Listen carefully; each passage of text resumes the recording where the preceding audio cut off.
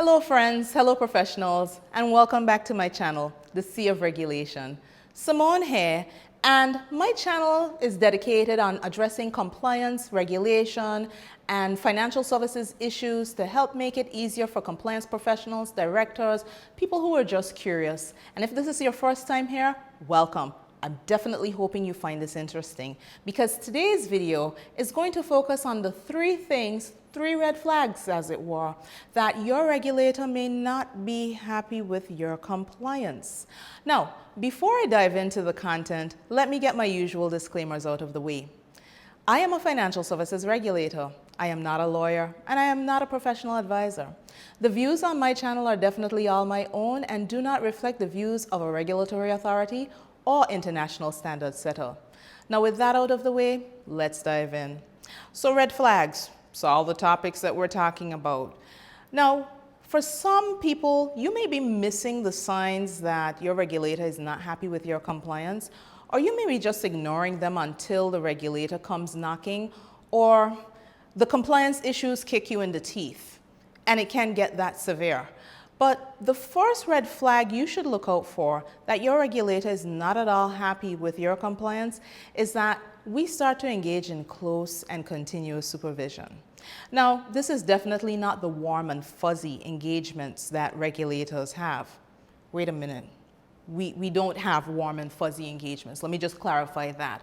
But if it is that you realize that your regulator is engaging you more often, more calls, more meetings, more reporting requirements, and it may be that we are asking for information to be provided to us on a voluntary basis, we may be testing or assessing certain things to determine whether we should ramp things up a bit, or we may be beginning a cycle of action towards ramping up or engagement.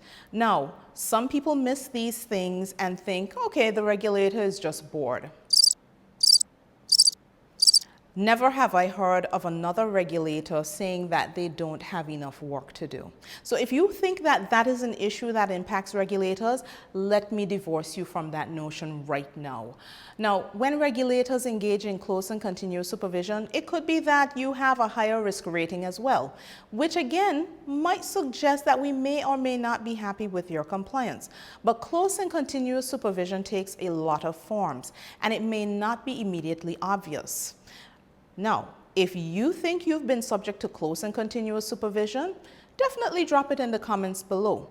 It can take a lot of different forms. We could engage with a lot of people, board of directors, the compliance officers, just general discussions. There might be a point person, so you might have a point of contact within your firm that the regulator would naturally engage with, and we start increasing the scope and the range of persons we do have conversations with.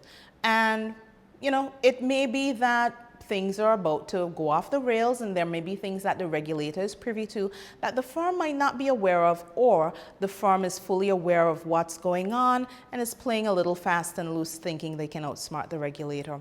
Never a good idea. The second red flag that your regulator may not be happy with your compliance, we start to issue conditions to your license or directives. Now, conditions and directives basically limit how you operate. It sets out very specific things for a firm to do, and it narrows the lane in which you are in, and it helps us to monitor you in that lane and making sure that you are compliant with the things that we have put in relation to a condition or directive.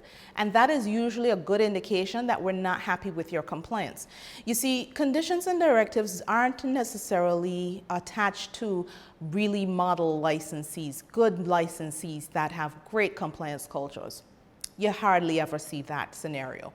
And there is one scenario where I have seen it, where it's a brand new business in a brand new field, so something fintech related. You might have a condition or a directive because it is something new in that particular space, in that particular country.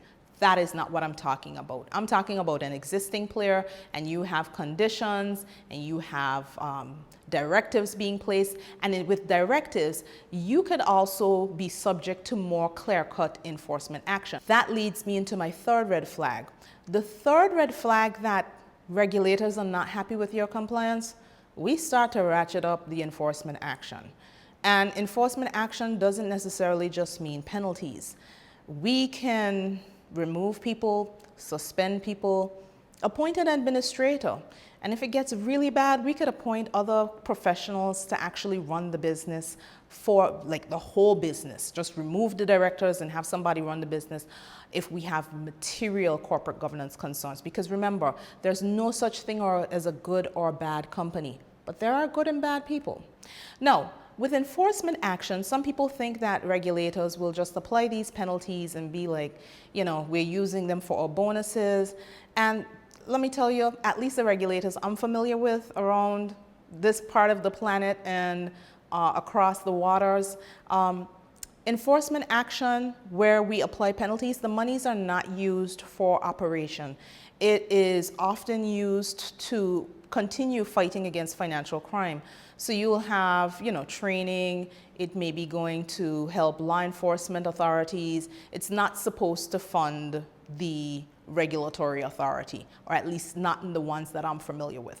But let's not really focus on what regulators may be doing with the money that is collected from administrative penalties. Enforcement action goes a bit further sometimes in terms of monetary pain points. Some regulators have disgorgement provisions, which I quite like. You see, if you've been naughty, very naughty, say you've been sanction busting, and because it attracts a higher risk, if you're caught, you charge a lot more.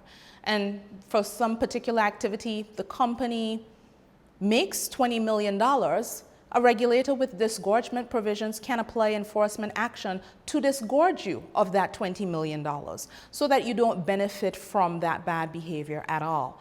I quite like that because it disincentivizes firms from engaging in really bad behavior. If you run the risk of losing every cent that you've made from that bad behavior, chances are you're not going to do it. So, guys, I know I said three things that, you know, three flags that your regulator may not be happy with you and your compliance, but if you know me and you know my channel, you know I like to give bonuses. So, here's the fourth one. You are subject to more frequent inspections. That is the fourth flag that your regulator is not at all happy with your compliance culture. And if it is that you are seeing your peers are getting an inspection maybe once every 3 years or so, and you're seeing the regulator every year, and in some cases, I know of licensees that are inspected every 6 months, yeah, it is painful. And that is usually a massive indicator that the regulator is not happy with your compliance. And if you're a compliance officer working in an organization like that, let me tell you right now, you need to treat it like an ultra marathon. Consider your options carefully when you're engaging. And it's not to say that the compliance officer has done something wrong to lead to the compliance culture eroding, because remember, the board of directors is responsible ultimately for the compliance function of any firm. So it does not rest at the feet of the compliance officer. In fact, that is one of the issues that we often see, that people tend to get a bit confused about who is supposed to be executing the compliance function. The compliance officer is one person, literally, but the compliance function is firm-wide. And if we're inspecting you pretty often and we're not happy with your compliance, chances are you need to look at your actual implementation of compliance, because the best manuals in the world and the best compliance officers in the world can do nothing if the tone from the top does not embrace inspections. So guys, I know I said 3, there's your 4th. If you can think of some other red flags that could indicate that your regulator is not happy with your compliance culture, you know what to do. Drop it in the comments below. And do the YouTube thing. Give me a like. Make sure you help that YouTube algorithm. Subscribe if you haven't, and hit the notification bell so that you'll be aware when I drop another video.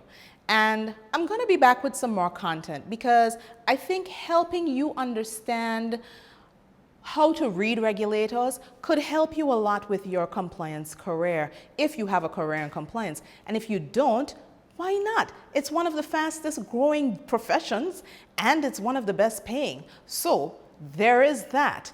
But there are a lot of demands